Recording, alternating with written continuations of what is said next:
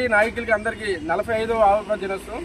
ముఖ్యంగా ఏంటంటే ఇది భారతీయ జనతా పార్టీ 45 సంవత్సరాల చరిత్ర. అంటే ముఖ్యంగా చెప్పుకోవాలంటే 40 సంవత్సరాలు అంటే శ్యాంప్రసాద్ ముఖర్జీ, దీన్ దయాళ్ ఉపాధ్యాయులు ప్రాణత్యాగం చేసి ఏర్పడిన పార్టీ ఇది. దాని తర్వాత 1980 ఈ రోజు 6వ తేదీన పార్టీ మన ఎవరు వాజ్పేయి గారు, అదేవిధంగా లాల్ కృష్ణ అద్వానీ గారు ఏర్పరిచిన పార్టీ ఇది.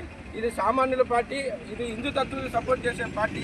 ఎందుకంటే ముఖ్యంగా ఏంటంటే భారతీయ జనతా పార్టీలో ఒకటి ఉంది, ఇది వారసత్వ పార్టీ కాదు. మన ఆంధ్రాలో చూసుకుంటే చాలా వారసత్వ పార్టీలు ఉంటాయి, ఇది అలాంటి పార్టీ కాదు. తండ్రి పోతే కొడుకు, కొడుకు అలాగే పదవులు వచ్చే పార్టీ కాదు.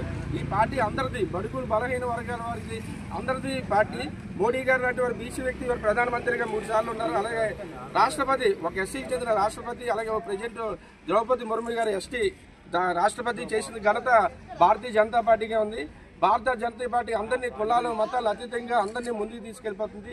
డెవలప్మెంట్ కావాలంటే భారతీయ జనతా పార్టీలోని కులం చూసి పార్టీ ఇవ్వదు.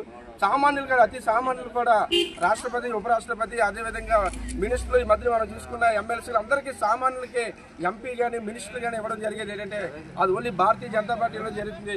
ఈ మధ్య వరుస ఎలక్షన్లో చూసుకుంటే సామాన్యులు, అతి సామాన్యులు కూడా ఈ రోజు వరుస గవర్నమెంట్ అక్కడ సీఎం అవ్వడం జరిగింది. అక్కడ ఒక ఎస్సీ క్యాండిడేట్ సీఎం చేయడం జరిగింది. అటువంటి చరిత్ర ఏంటంటే ఓన్లీ భారతీయ జనతా పార్టీలోనే ఉంటుంది. మిగతా పార్టీలో చూసుకుంటే వారసత్వం, తల్లిపోతే తండ్రి, తండ్రిపోతే కొడుకు, అలా వారసత్వంగా ఉంటుంది తప్ప భారతీయ జనతా పార్టీ వారసత్వం ఉండదు. కాబట్టి యువకులు అందరూ ఎంత చూపించి భారతీయ జనతా పార్టీలో జాయిన్ అయితే మీకు భవిష్యత్తులో ఉన్న స్థానంలో ఉంటారు. ఈ భారతీయ జనతా పార్టీలో సామాన్యులు కూడా ఓ మంచి స్థాయికి వెళ్ళే అవకాశం ఉంటుంది. కాబట్టి ప్రతి ఒక్కరు ఇలాంటి పార్టీకి రావాలని చెప్పేసి కోరుకోవడం జరుగుతుంది. ఈ రోజు ఇక్కడ ఇచ్చేసిన ప్రతి ఒక్కరికి పేరు పేరున ధన్యవాదాలు తెలుపుతున్నాను.